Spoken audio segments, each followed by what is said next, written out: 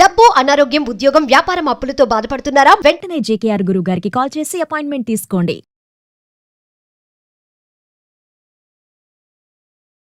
నమస్తే, welcome back to Suman TV. ప్రస్తుతం మనతో పాటు ఉన్నారు కేరళ జ్యోతిష నిపుణులు, life coach, money skills, law of attraction, date of birth లేని వారికి పుట్టుమచ్చల శాస్త్రం, ప్రశ్న శాస్త్రం, హస్తరేఖల ద్వారా జాతకాన్ని తెలియజేయగలిగే బ్రహ్మశ్రీ డాక్టర్ జేకేఆర్ గారు ఉన్నారు. గురుగారితో మాట్లాడదాం. నమస్తే గురుగారు. నమస్కారం. గురుగారు, మహిళలు రోజు ఇంట్లో ఇలా చేస్తే ఇంటిళ్ళ పాది కూడా సుఖ సంతోషాలతో, భోగభాగ్యాలతో మంచిగా ఉంటారు అంటే స్త్రీలు ఏం చెయ్యాలి అంటారు? అంటే ముఖ్యంగా స్త్రీలు చేస్తేనే ఫలితం ఉంటుందా అంటే ఏం చెప్తారు? ఇంట్లో ఇల్లాలు లక్ష్మీదేవితో సమానము అంటుంటారు.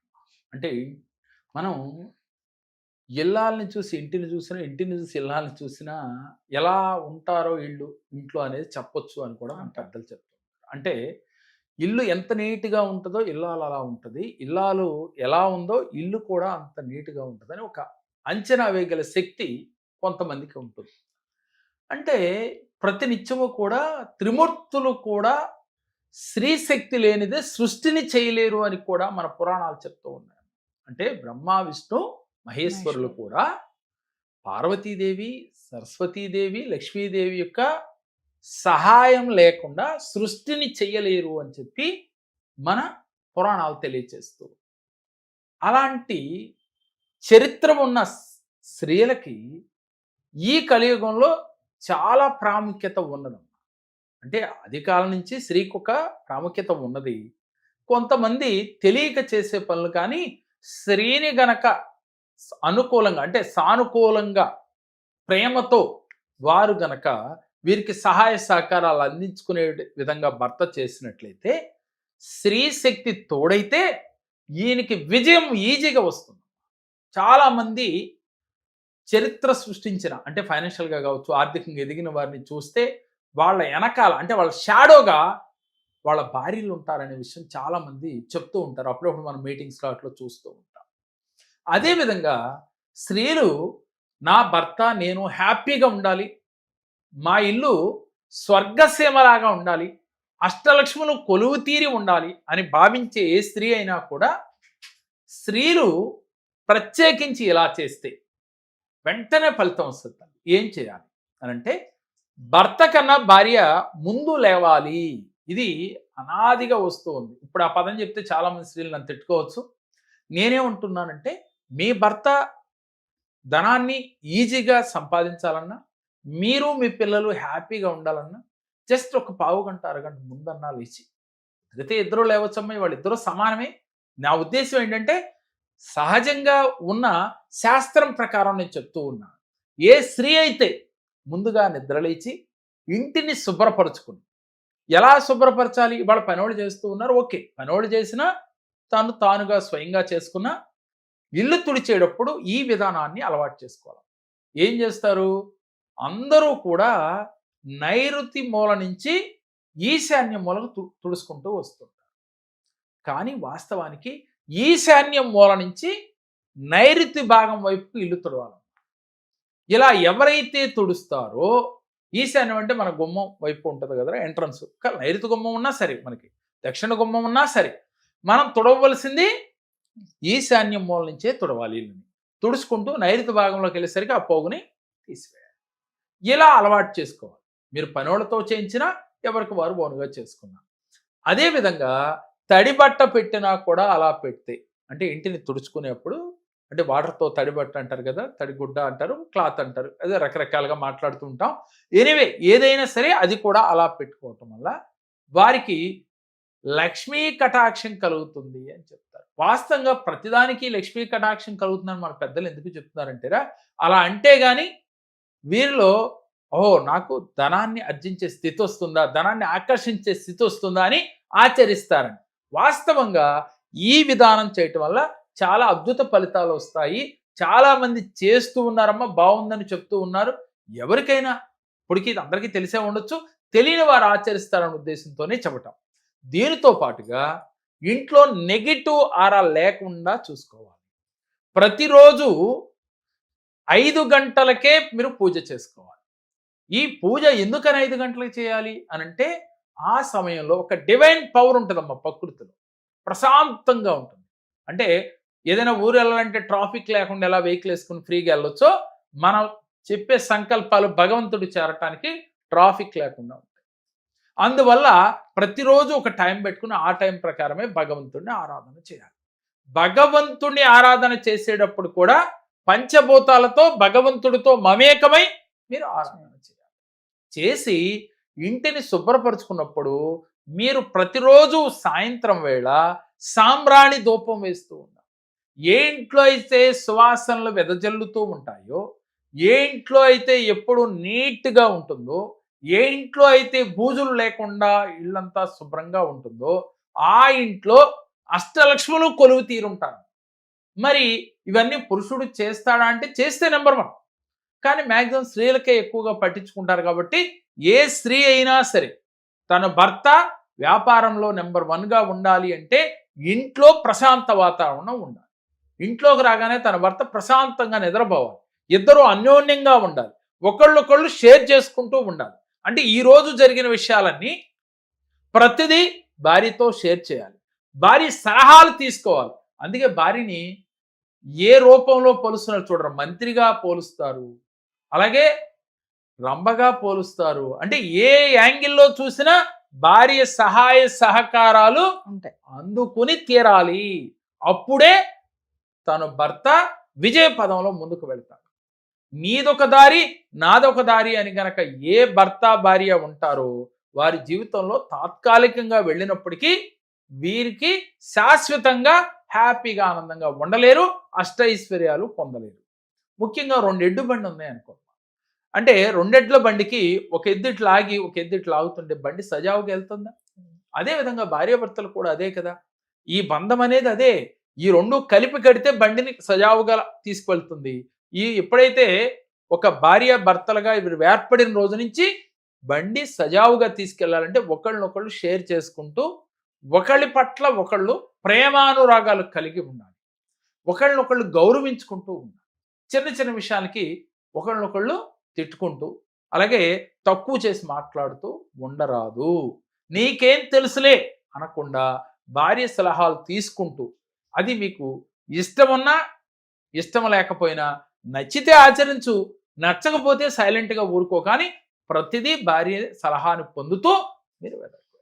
ఇలా ఏ ఇంట్లో అయితే జరుగుతుందో ఆ ఇల్లు సుఖశాంతులతో ఉంటుందమ్మా. ఆనందకరమైన సంతోషకరమైన ఇళ్ళుగా తయారవుతుంది. మనం ఇందాక అనుకున్నాం, అష్టలక్ష్ముల నిలయంగా మారాలి అంటే ఇంట్లో గొడవలు ఉండకూడదు. ఏ భార్యాభర్తలైతే అన్యోన్యంగా ఉంటారో ఆ పురుషుడు బిజినెస్ చేయగలుగుతాడు. అలాగే తనకి సలహాదారుడిగా ఒక ఫ్రెండో లేక పనివారినో పెట్టుకుంటే వాళ్ళు ఏదో ఒక టైంలో మనని స్వార్థపూరితంగానే చేస్తుంటారు. అవసరమైన నాడు మనం మోసం చేసే పరిస్థితి కూడా ఉంటుంది. భార్యకి అంటే తను మీరు వేరు కాదు కదా. ఎప్పుడైతే ఒకటయ్యారో అర్ధనారీశ్వరుడి యొక్క స్వరూపమే భార్యాభర్తలు అంటే.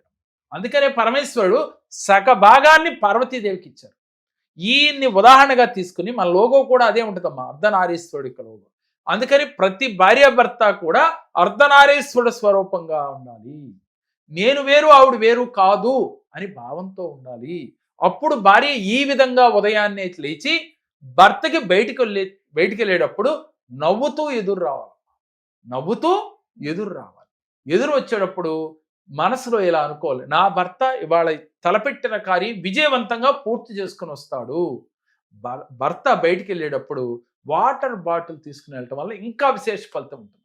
ఎందుకని? పంచభూతాలలో ఒకటైన నీరుతో వెడితే తొందరగా. ఎందుకనమ్మా? ప్రకృతిలో 3 వంతులు నీరుందమ్మా, మన శరీరంలో 3 వంతులు నీరుంది. అటువంటి నీరికి ఆకర్షణ శక్తి ఎక్కువ. అందుకని ప్రతినిత్యం నీటి బాటిల్ అంటే బాటిల్, ఎక్కువ వాటర్ బాటిల్ మనిషి వెంటనే తీసుకెళ్తాం అనేది పూర్వం రోజుల్లో తాంబేటికాయలు అనేవాళ్ళు, తర్వాత బాటిల్స్గా మారినాయి. ఏదైనా కానీ వాటర్ మన వెనకాలే తీసుకువెళ్ళాలి. ఎవరైతే ఇలా శుభకార్యాలకు కానీ ఏదైనా ఇంపార్టెంట్ కార్యాలకు వెళ్ళేటప్పుడు వాటర్ బాటిల్ తీసుకుని బయటకు వెళ్తారో వాళ్ళకి అనుకున్న పనులు ఈజీగా అవుతాయి అని చెప్తూ ఉంటారు. వాస్తవానికి ఇంకో రకంగా ఆలోచిస్తే వాటర్ అనేది నిత్యం మనకు అవసరం. అందుకని ఆ సమయానికి అందుబాటులో దొరుకుద్దో లేదో అని మన పెద్దలు ముందుగా ఇలా తీసుకెళ్ళటం వల్ల మీకు విజయం వరించుద్ది అని చెప్పు ఉండవచ్చు. కారణం ఏదైనా కానీ ఇప్పుడు మనం ఆలోచిస్తే నీటికి ఆకర్షణ శక్తి ఉంది. అందువల్ల ఈ నీటితో మీరు ఎక్కడైనా ప్రయాణం చేసేప్పుడు వాటర్ బాటిల్ చేతిలో ఉండాలి. ఎప్పుడు కూడా స్త్రీ కూడానమ్మా నిండు ముత్తైదువులాగా కనపడుతూ ఉండాలి. చక్కగా అలంకరించుకుని భర్తకి ఎదురొస్తూ నవ్వుతూ సాగనంపాలి. అలాగే ఏ పని చేసినా భార్య ప్రతినిత్యము కూడా భర్తకి సలహాలు ఇచ్చేటప్పుడు కూడా ఆచితూచి ఇస్తూ ఉండాలి. అంటే ఇక్కడ ఏది మాట్లాడినా అవతల మనసు బాధించకుండా ఒకళ్ళనొకళ్ళు మాట్లాడుకుంటూ ఉండాలి. ఇలా ఎవరైతే దైనందిన జీవితంలో భార్యాభర్తలు ఉంటారో, అలాగే ఏ స్త్రీ అయితే ప్రతినిత్యం ఇలా చేస్తుందో, ప్రతినిత్యము జుట్టు విరబోసుకోకుండా చక్కగా జడ వేసుకుని నుదుటిన కుంకుమ పెట్టుకుని పాపిట సింధూరం పెట్టుకుని ఏ స్త్రీ అయితే ఉంటుందో ఆ ఇంట లక్ష్మీదేవి త్రష్ట వేసుకుని కూర్చుంటున్నాం. అంటే స్త్రీ కళకళలాడుతూ ఉన్న ఇంట్లో లక్ష్మీదేవి యొక్క అనుగ్రహం వెల్లులాగా ఉంటుంది. కాబట్టి ఆ ఇంట సిరుల తల్లి శ్రీ మహాలక్ష్మీదేవి కావాలి అని అనుకున్నవారు ఆ ఇంట్లో ఉన్న స్త్రీ ఈ విధంగా చేయాలి. ప్రతిరోజు కూడా కుదిరితే మీరు మీ దగ్గరలో ఉన్న అమ్మవారి దేవాలయాన్ని దర్శించాలి. ఎవరైతే మీ బిజినెస్లో మీ భర్త బాగా అభివృద్ధి పదంలో ఉండాలని కోరుకుంటున్నారో కుదిరితే ఇద్దరు వెళ్ళొచ్చు. లేని ఎడల ఆవిడైనప్పటికీ కూడా ఇంట్లో స్త్రీ అయినప్పటికీ కూడా అమ్మవారి దేవాలయానికి వెళ్ళి 5-6 గంటల లోపుగా వెళ్ళి అమ్మవారిని దర్శించుకుని ఇలా కొంతకాలం చేసిన ఎడల దాని రిజల్ట్ చాలా అద్భుతంగా ఉంటుంది. దీంతో పాటుగా ప్రతిరోజు ఒక అరగంట సేపు ధ్యానం చేయాలి. అలాగే ఏ వ్యక్తి గురించి మనం ఆలోచించకూడదు. మీ భర్త ఉన్నతంగా ఎదగాలి ఆర్థికంగా మీరు కోరుకుంటే మీరేం చేయాలి? ప్రతినిత్యం మీ భర్త ఆర్థికంగా ఎదిగినట్లుగా, బాగా తను సక్సెస్ అయినట్లుగా, తన్ని అగ్రభాగంలో నిలబెట్టినట్టుగా, ఎక్కడ మా ఊహల్లో మీ ఆలోచనలో అలా ఫీల్ అవుతూ అయినట్లుగా ఫీల్ అవుతూ ఇలా అయినందుకు యూనివర్స్కి, మీరు నమ్మిన దైవానికి, అలాగే మీ ఇంటి దైవానికి, పంచభూతాలకి కృతజ్ఞతలు చెప్తూ ఉండాలి. సీరియల్స్ చూడటమో, లేక పక్కింటి వారి కోసమో, లేక మీ బంధువుల్లో ఏదో కొన్ని తలుసుకుని వాళ్ళు ఇలా అన్నారు ఇలా అన్నారని లేక ప్రతినిత్యం ఫోన్లోనో ఉండటం కాకుండా మీరు ఆనందంగా ఉండాలి, అష్టైశ్వర్యాలతో ఇల్లు కళకళలాడుతూ ఉండాలంటే ప్రతినిత్యం ఆ ఇంట్లో ఉన్న స్త్రీ ఇలా భావిస్తూ ఉండాలి. ఎందుకంటేనమ్మా ఆడపిల్ల ఎవరైనప్పటికీ కూడా లక్ష్మీ స్వరూపమే అంటాం. అలాంటి లక్ష్మీ స్వరూపాలైన స్త్రీలని గౌరవిస్తూ ఉండాలి పురుషుడు ఎప్పుడు. అందుకని ఆ స్త్రీ కూడా ఎప్పుడూ పాజిటివ్ దృక్పథంతో ఉండాలి, పాజిటివ్గా ఆలోచిస్తూ ఉండాలి. పాజిటివ్గా ప్రతినిత్యము కూడా ఉదయం లేచిన కానీ సాయంత్రం పడుకునే వరకు కూడా తాను ఎదుగుదల గురించి ఆలోచిస్తూ భర్తకి ఒక మంత్రిలాగా సలహాలు ఇస్తూ ఉన్నట్లయితే తప్పకుండా ఆ ఇల్లు కళకళలాడుతూ ఉంటుంది. ఆ ఇల్లు ఒక అదృష్ట లక్ష్మిగా మారిపోతూ ఉంటుంది, అదృష్ట నిలయంగా మారిపోతుంది. గురుగారు ఒకసారి అపాయింట్మెంట్స్ గురించి. తప్పకుండా తల్లి, మమ్మల్ని పర్సనల్గా కలవాలి అని ఎవరైతే అనుకుంటున్నారో ఆన్లైన్ ఆఫ్లైన్ అపాయింట్మెంట్స్ అందుబాటులో ఉన్నాయి. ఆఫ్లైన్లో కలవాలంటే హైదరాబాద్, విజయవాడలో ఆఫ్లైన్లో కలవచ్చు. ఆన్లైన్లో కలవాలంటే మీరు స్క్రోల్ అవుతున్న నెంబర్లకు కాల్ చేసినట్లయితే మీకు ఆన్లైన్ ఆఫ్లైన్ అపాయింట్మెంట్ వివరాలు మీకు తెలియజేస్తారు. సమస్య ఏదైనప్పటికీ కూడా పరిష్కారం ఈజీగా పొందవచ్చు. ఎందుకనంటే సమస్యలు రావటం సహజమే, కానీ సమస్యలు వచ్చినాయని బాధపడకుండా ఆ సమస్యల నుంచి బయటపడే మార్గాన్ని తెలియచేయడానికి ఈ కేరళ జ్యోతిషంలో 11 శాస్త్రాల్లో ఒక వ్యక్తి జాతకాన్ని పరిశోధించి దానికి తగ్గ రెమెడీస్ ఇచ్చి మీకు ఏర్పడిన చిక్కుముళ్ళ నుంచి బయటికి వచ్చేటట్లుగా మా దగ్గర కూర్చున్న 1.5 గంటల సేపు మీ సమస్యలు తీరిపోయినట్లుగా మీరు ఫీల్ అయ్యి వెళ్తారు. ఆ తర్వాత మీరు ఇంట్లో ప్రాక్టీస్ చేస్తే మీ జీవితంలో సమస్యలే ఉండవు.